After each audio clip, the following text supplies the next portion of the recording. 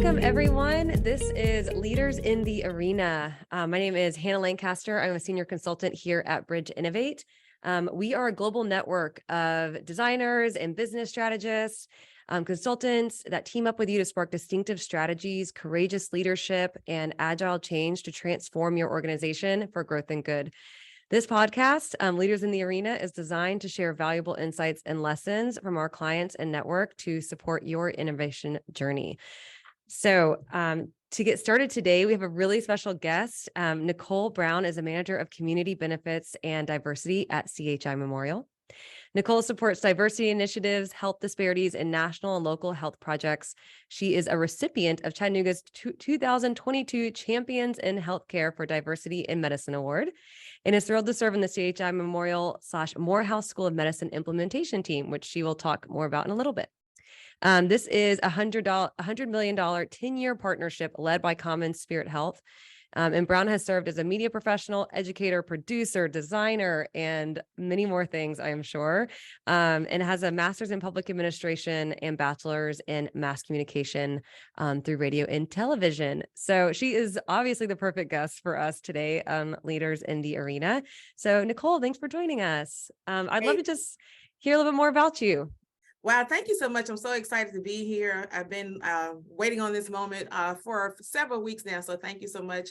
And I can't wait for you to share like how we connected initially. So just a little bit about me, born and raised here in Chattanooga, Tennessee, born at CHI Memorial. Interesting fact that I work here now, but I have a media career that lasted 15 years in radio, did some television, and from that particular journey in my life is where the spark of interest for community, to serve my community. And so with that, I transitioned, it overlapped at the same time, actually. So people are like, how old is she? Well, the careers kind of overlapped. So I did 25 years in higher education. I helped create the Office of Equity, Diversity, and Inclusion at the University of Tennessee at Chattanooga. And I merged into going on the academic side and teaching and running the internship curriculum for the communication department. I forgot to mention, I created a radio station for students to be able to train them for the skill sets needed post-graduation. And so I've really been blessed to have the life that I have. And I am so happy to be able to start this conversation about the journey to becoming a champion in healthcare. I love it. As somebody who also has led like 1,000 different lives already, I just love that story of how you sort of weave it all together. And Nicole and I actually met through an event through the chamber where they had her interviewing the CEO of CHI Memorial. And I was like, I need to hear more about Nicole. I was like, she just sounds so cool. Like your energy is just amazing.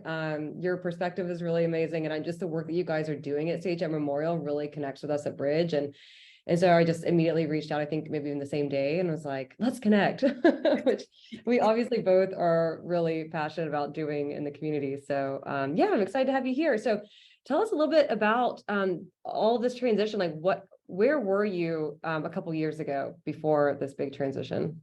Right. So if we want to talk about my journey of being a caretaker, which, nobody plans to be that for anyone in your circle. And so in 2019, my dad suffered a stroke. And what you probably want to know is you're looking at the pictures here.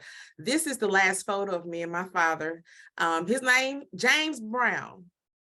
And so you can imagine the personality that comes with a name like that. And so that's the picture where Dad attended my latest documentary called The 14th Amendment, All the Crying. And so that is the last photo that we have in public. And just a few months after that, which was September 2019, Dad suffered a stroke.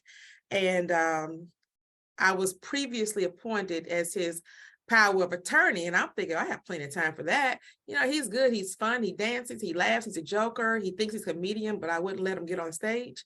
Lots of fun. And so when Dad suffered the stroke, my life changed. And keep in mind, I had 3 roles at the university, 3 jobs.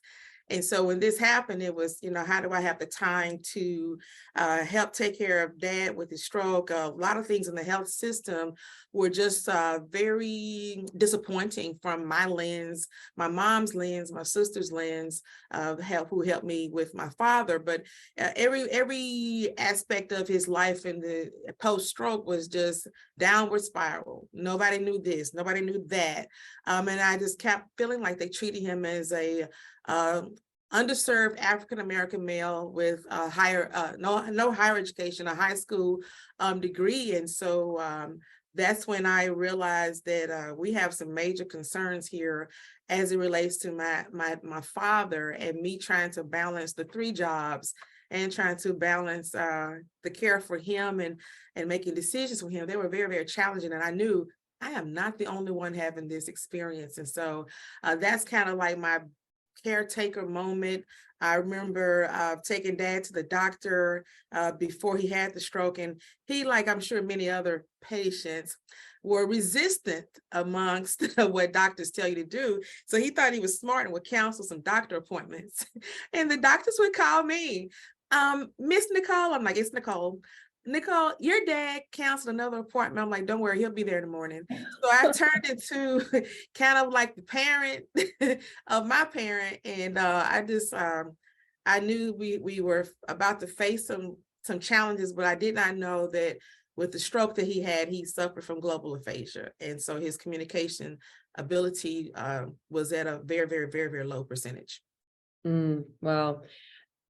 And I know all of this sounds like it was like right before COVID too. And, this whole moment sort of leading up to that even bigger global moment as well. So like, how did you feel sort of moving through all of this? Like, what was your survival techniques? You know how some people, you keep moving and you don't realize you are in a disastrous moment, my friend. But for me, it was keep going and keep answering the phone calls, keep trying to take care of dad. But then dad passed in March of 2020, actually March 6th of 2020, literally outside of this window that I have in the office here at CHI Memorial. I overlooked the window where he passed in a facility not connected to the hospital. But I just remember that particular moment of his passing and just going, what went wrong? You thinking, they're talking on the news about this so-called COVID virus. We don't know what that was. But then, he passed, and then you go through this bereavement. And then the day I returned back to the university is the day they said, we're out of here in 2-3 days. And I was confused because I'm back from bereavement, but not fully ready. And Right. So, what do you mean? And, everything has to go virtual and all these different things. And I was, I guess, just in the zone of, okay, this is what we do. You're a leader, this is what you do. You adapt, you adjust, you shift. And so lucky for me, I had already been virtual for some years. I love the Google platform, by the way, for the classroom.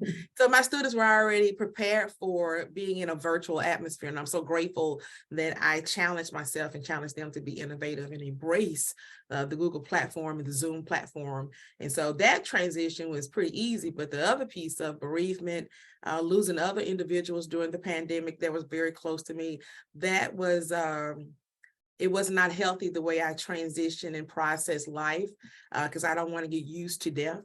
I don't want to get used to not seeing the eyes and feeling the love of the people that I care about the most. But that was when I transitioned that energy into how am I going to be an advocate for healthcare.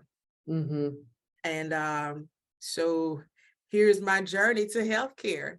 I was talking to someone who happened to have at that time was on the board for CHI Memorial, and she mentioned about this position, and I was like, oh, okay, I got time. So fast forward, the phone rings, and the board member turned in my resume. No way. So the phone rings, I'm thinking it's a student calling, and it's not. It was CHI Memorial calling, understanding about your interests. I'm like, what are you talking about? So That's a bold move. right? So very, very bold, but another leader in the community. So I mean, it's funny now, but it wasn't funny at the time. So I went through a fast track of high-level interviews with the leaders in our health system. And one of the best decisions I can say I ever made in my lifetime. My first love is radio, but healthcare is where I am right now. And so I joined CHI Memorial January 4th of 2021, meaning the first day of the new year inside of a pandemic. What was I thinking? I just wanted to come and help. I just really wanted to come and help. So the things that I've been able to help with community initiatives, you're looking at the screen now, if you're joining us and you see me, literally, I just learned on the job on how to do blood pressures at the the Latin Festival at Chattanooga State Community College, and just being able to learn and really show my passion. I'm really here to help. And the person that's over my shoulder is the clinical specialist that, was able to answer some questions that I had no idea about. But that's just some of my passion that I've been able to do, some Juneteenth screenings with our health system. I figure if there's a gathering and there's people that you're trying to take care of, go to where they are and just offer, I don't know, blood pressure, blood sugar screenings, what have you. We didn't have to beg anybody to come to our table. They came because, we were just there to provide a service. And so that's kind of like my journey to health care. Yeah, I think, gosh, there's so many things that you just mentioned. First of all, how humbling to be in a position where you're learning something and your motivation is just because you care and you get to be there, and just providing that access to people. And, something that we talk a lot about at Bridge is just sort of that human-centered design of like coming to people first and just being willing to listen and to help. And that just opens the door to so many other things. And I just think that that's just really amazing that we're just naturally inclined to do that. And I just commend you. That's awesome.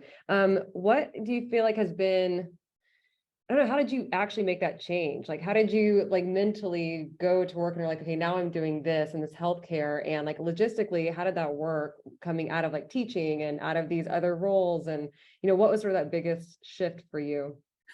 Acronyms, and still learning the acronyms, to be honest with you. Yeah. In higher education, you have acronyms, in media, you have acronyms. Consulting's the same. Yep. This is massive.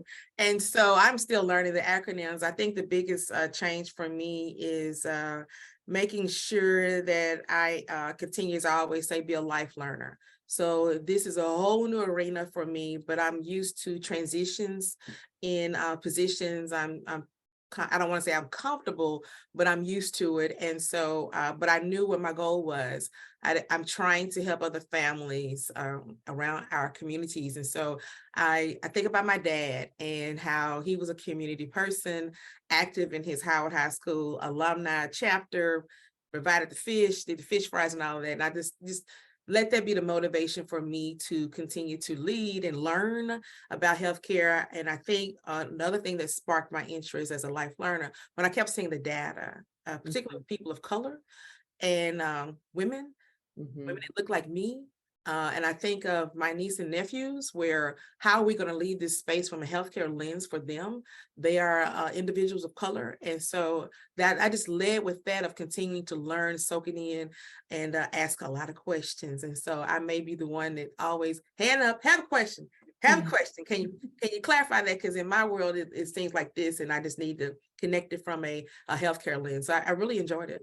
Yeah, I think that curiosity is, again, something that I think about a lot. It's just the power of creating the life that you want. It just takes curiosity and takes a willingness. And yeah, that's really amazing. I think that's be really special for your family to see that too, to see like this transition, you taking something that was really difficult and turning it into this sort of purpose-driven opportunity, I think is amazing.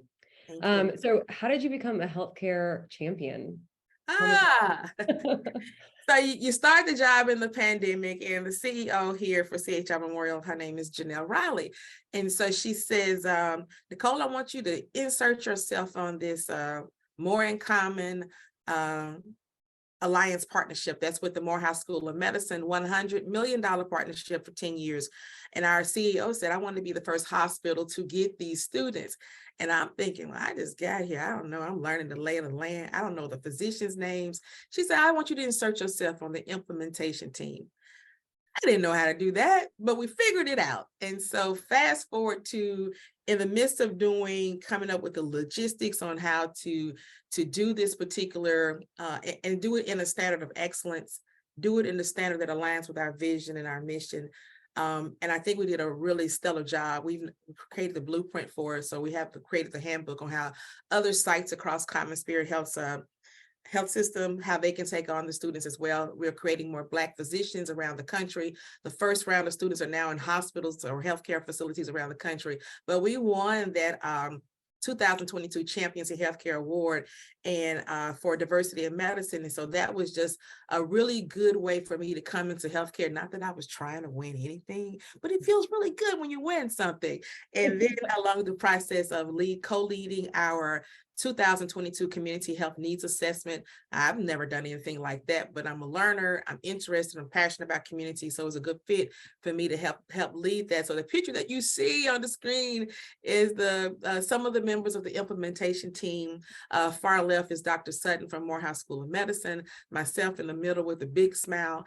Dr. Lee Jackson is our physician's advisor, but he is the one that connects the students with all of our preceptors. And then to the far right is the one and only dynamic Ray Smith, who's no longer with our organization, but she was the project manager. She got all of us together, strangers across 2 different states, regular meetings. And so it was just really a wonderful experience to kind of cap off this whole first $100 million partnership, to cap it off with an award. Like we won, we showed that this is needed and we're valued in our sector. Oh my gosh, amazing. I mean, congratulations to you. Also, I think within the first year, you're getting this award, or the first year? Second year. Yeah. Just under second year.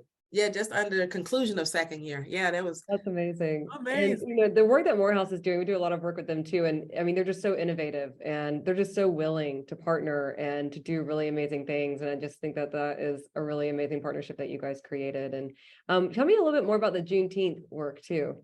Oh, yes. So me thinking, and I tell people, be careful when I started thinking, because I have these engines that run. But when you think of Juneteenth and what's happening around the country when it comes to people of color, there were so many celebrations that were happening, but I figured we could at least try to do the one with the Bethlehem Community Center, where we went there and we did blood pressure and blood sugar screenings. I'm gonna tell you, it was hot outside. It was hot.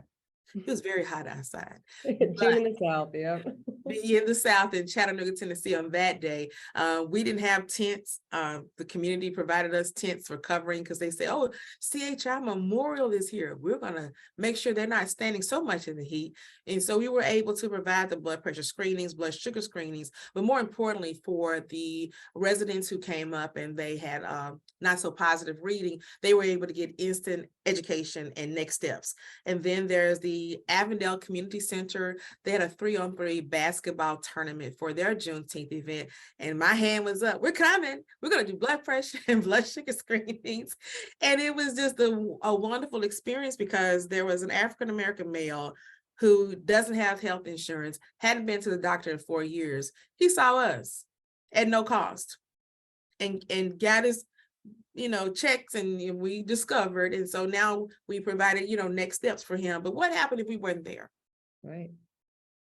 So when you think of looking at our communities and what we can do, you might not be able to do it perfect. Don't try to be perfect anyway, because we don't have the capacity to be there. We have the capacity to lead and help our community. We have that capacity. We have the capacity to be partners. And that's just all I was just aiming to do for those Juneteenth events.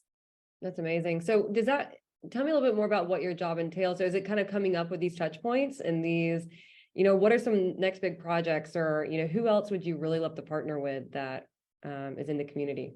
So here's the funny thing. I'm going out of my lane when I do some of these projects. As community benefits piece of the job, it is the funding arm outward to nonprofit organizations who are really our champions for social determinants of health. They have programs, they just need some funding to support, and we provide that avenue for that. And then diversity, I do the diversity piece for our health system, and we're talking about health equity, and we're just talking about fairness. We're talking about a number of range of topics for our health system. But then here I am with these other additional skill sets, and I just feel like I can be able to be more impactful in my community by displaying my skill sets, and whether it's helping produce our Peace, Love, Unity MLK celebration. We went from last year, we had 1,000 views of our Facebook Live program, where this year, within days, we surpassed over 5,000 views over 5,000 views of our MLK program.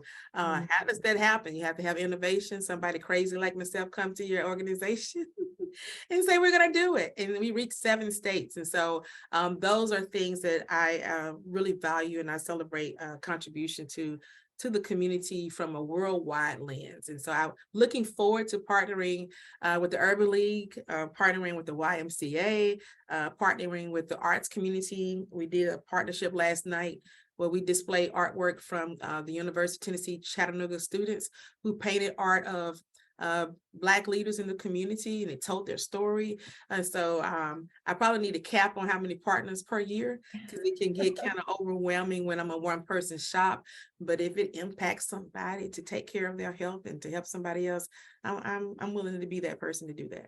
Yeah, it's amazing. Do you have anything coming up for Black History Month, or anything coming up in the area that you want to talk more about too, for anybody that's listening?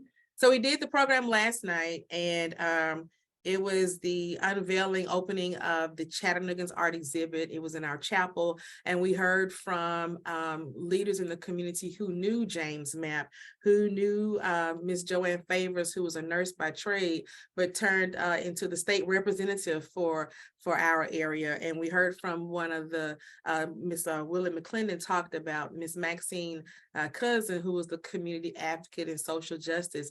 And so we heard these reflections, and people were like on their edge of the seat, like, can we go and see the exhibit now? And I'm like, wait a minute, just give me 2 more seconds. But to see the faces of, they heard about them, but then you saw their faces visually from an art standpoint, from a student lens, it was a very, very beautiful program. And so I'm very proud to talk about that from last night. And then I'm working on a couple of other projects throughout the year, because I don't want to look at it from a Black History Month lens. It's an everyday, every month lens. And so how do you transition that, what we have been used to? So I'm trying to make sure that we stretch our programs for women. I created a self-service Sunshine Women's Health Chat webinar with my colleague in Arizona for St. Joseph's Hospital. And so we do bi-monthly conversations, 30 minutes on women and health. And I hate to say it, but I have to say it. I'm having a ball. I bet. I mean, I love just any type of conversation like that. So that's amazing. Is there anything that you're doing coming up that if anyone wants to get involved or volunteer, is that something that you do as well, get other people involved? Our health system, we do have an office that is responsible for taking on volunteers, and that can range from transportation or just sitting in rooms. And so I'm happy to, reach out to me. I can connect you to Jean Payne, who does our volunteer. She's a leader for our volunteer services. And also I always post on social media what I do, so that you can check the LinkedIn account, you can check the Instagram account and kind of see what's happening. And we want to, make sure that we're responsible for taking care of each other. Yeah, absolutely. Well, what has been the biggest learning from becoming this healthcare champion? Ooh, how much time do we have? No, I'm just joking. 4 minutes. Biggest learning is the listening from a different lens, because you come to the table, you may be educated, but are you educated in this space? And listening to those with lived experiences, and how do you listen and then help impact policy, help impact change for your health system. And don't take all day doing it. Okay. Don't take, 10, 20. No, what can you do today to help impact? So those are my goals. And so my lessons of creating some sort of patience, but also some kind of push and drive. What are we doing? Where's our timeline? When can we X, Y, and Z? So that's a lesson learned. And then I'd also like to offer advice before we take questions, if that's okay. Go for it. So my advice, and by the way, I am not perfect. I am just Nicole, someone who loves community, but I would say to give yourself permission to listen, give yourself permission to be vulnerable, give yourself permission to be innovative, pray a whole lot, and also give your permission to soar. Just keep soaring. So those are some tips I'd like to share with you all today. I love it. That was great. Okay, so let's go ahead and open it up to the group. If anyone has any questions for Nicole, go ahead and post them in the chat. I'll give you just a few minutes. Jenny said, your story is so inspirational. Thank you for sharing. Oh, thank you. Thank you. Oh, Talk Jenny, about courage. yeah, talk about courage. Ooh, that's a good one. Yes. So as you can imagine, being a minority female in certain spaces can be challenging, but at the same time, I lean back to our ancestors when imagine the courage they had to endure to whether they were on a plantation or escaped a plantation or they were the first in their fields. The least I could do is keep moving forward. I don't have the same challenges as my ancestors did from many, many years ago, from coming from Africa on the passage and that kind of courage and to make it to the United States and still live to tell some stories to, their loved ones. I mean, who am I not to have courage from everything that they have experienced, those who would like to do some of the things that I'm doing today because I'm having a wonderful experience, but some of them had obstacles, whether it's financial obstacles or obtaining education. I mean, I have a free master's degree because of where I work. So who am I not to have the courage is what I would like to share. And I really appreciate that question. I love that answer. I think that's, I think about that a lot in just if other people can do these other big things, then like, who are we to belittle ourselves in that pursuit as well? And I think that's definitely a great way to respond. So does anyone else have any more questions? If not, we'll go ahead and start wrapping up in a moment. Wonderful. Okay, so as we wrap up, something that we always ask all of our guests is, as a leader in the arena, what is one piece of advice that you would share for other leaders? I know you already shared a couple, but if you could pick one really big one, what would it be? Innovation.